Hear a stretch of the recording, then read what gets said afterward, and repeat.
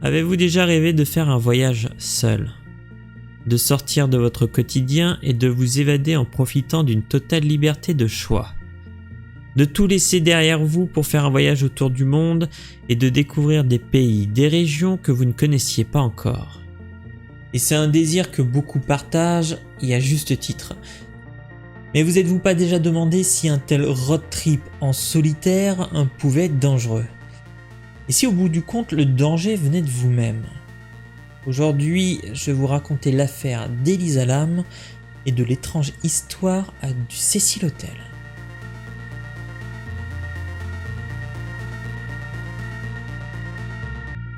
Petit retour dans le passé. Barack Obama est réinvesti pour son deuxième mandat et l'humanité échappe à une prétendue fin du monde annoncée par le calendrier Maya un certain 21 décembre 2012.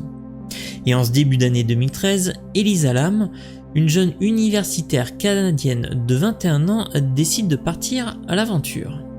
Originaire de Vancouver et fille d'immigrants hongkongais, ses parents tiennent un restaurant à Burnaby Bay.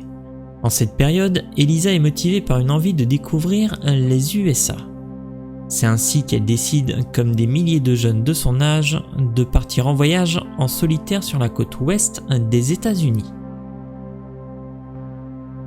Sur son trajet, elle prévoit de s'arrêter à San Diego, Los Angeles, Santa Cruz, San Francisco et peut-être Saint-Louis, des villes rendues populaires et qui regorgent d'activités et de monuments connus du monde entier. Un road trip en solitaire dont elle rêvait depuis plusieurs années et qui se réalise enfin. Pour réaliser cet immense parcours de plusieurs centaines de kilomètres, Elisa fait le choix de remonter la côte en train et en bus depuis San Diego.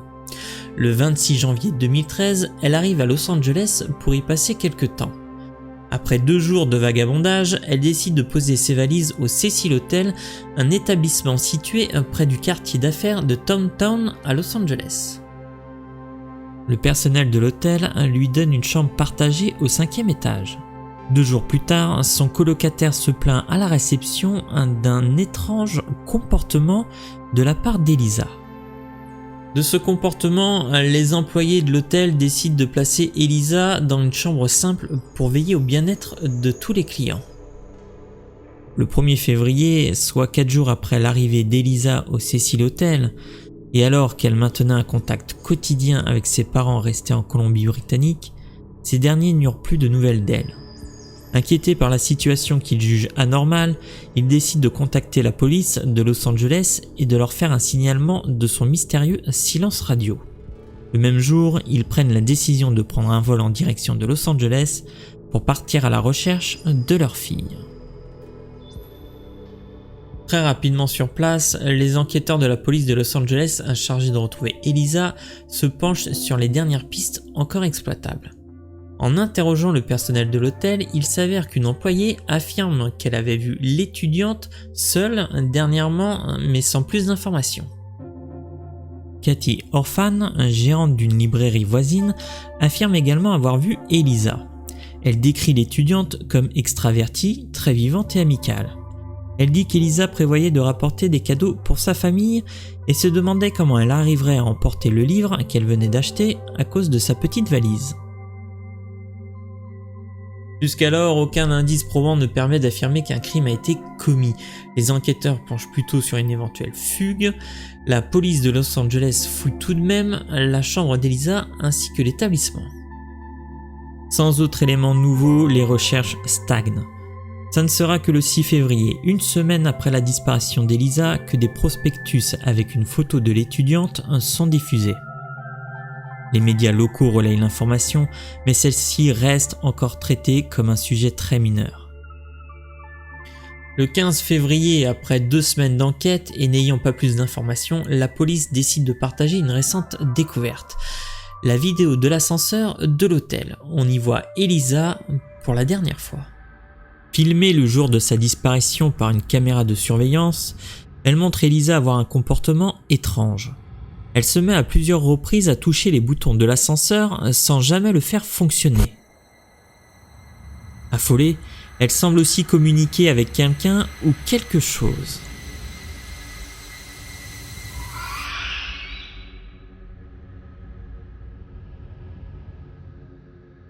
Ayant parfois l'air de se cacher, elle sort ensuite de l'ascenseur qui fonctionnera par la suite.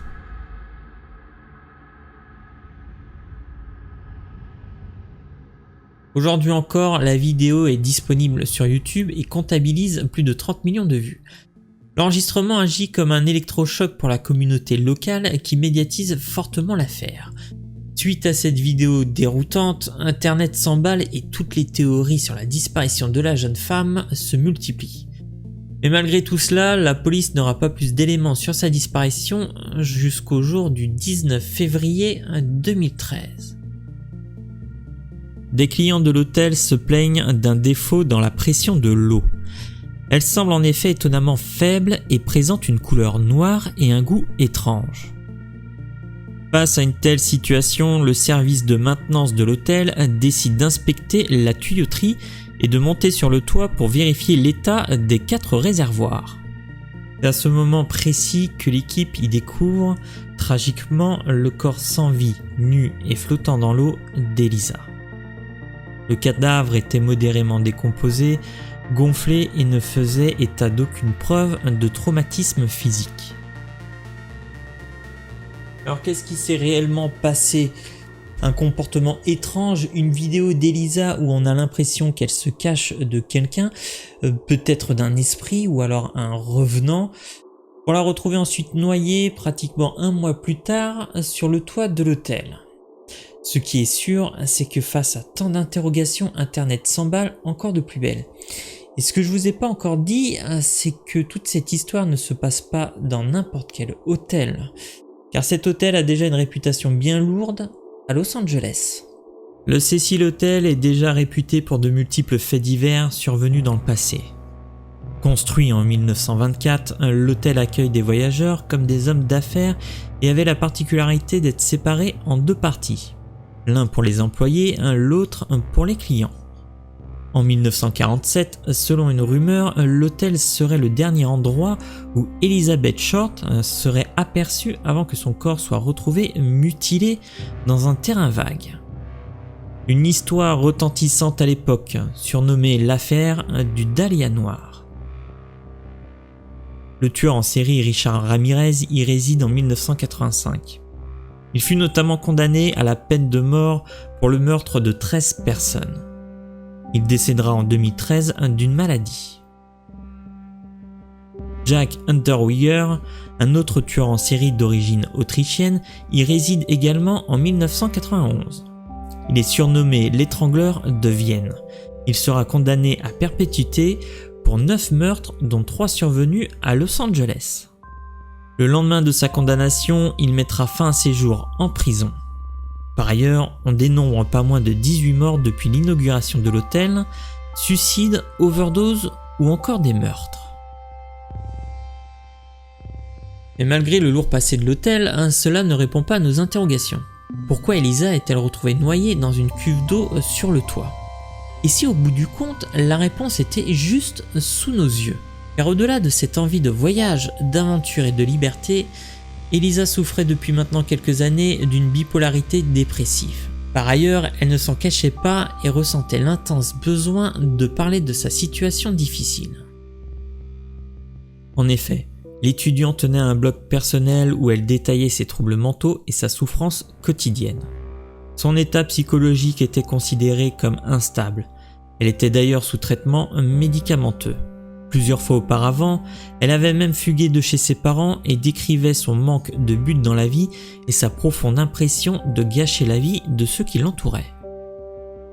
Lors de l'autopsie du corps, les enquêteurs et les experts ont noté que la concentration de ces médicaments sur ordonnance dans son système indiquait qu'elle se sous-traitait ou avait récemment cessé de prendre ces médicaments contre sa dépression croissante. Après 4 mois du fait de nombreux retards, l'Institut médico-légal de Los Angeles rendit son rapport d'autopsie. En l'absence de preuves de violence physique, il concluait que le décès était accidentel et dû à une noyade. Quand des faits troublants sont là, Internet s'emballe très vite.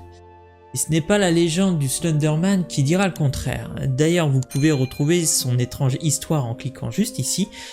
Vous pouvez aussi vous abonner si ce n'est pas fait et liker la vidéo si celle-là vous a plu. Quant à moi, je vous dis à très bientôt pour une nouvelle étrange histoire.